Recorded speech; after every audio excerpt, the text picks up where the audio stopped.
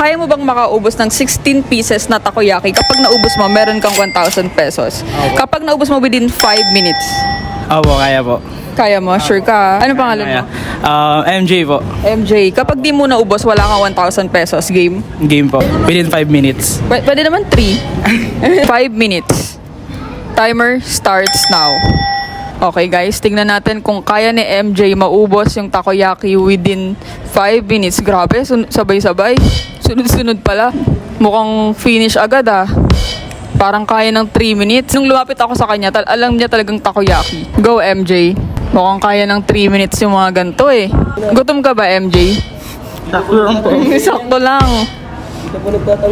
Mainit pa ba MJ? Mainit. May 1,000 ka pero paso yung ano mo, no, bibig mo. Go MJ. Grabe, kalahati na guys. 4 minutes and 12 seconds left.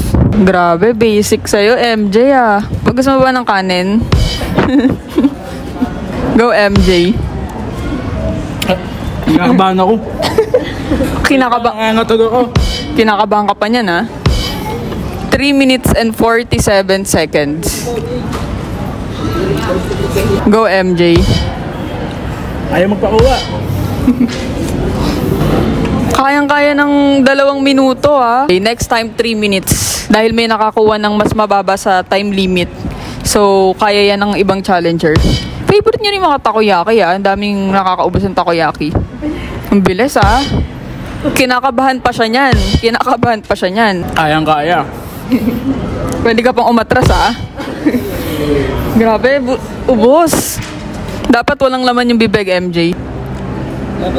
Ano? Ngayon ba siya nasusuka? Nasuka ka? Sobrang init. Init.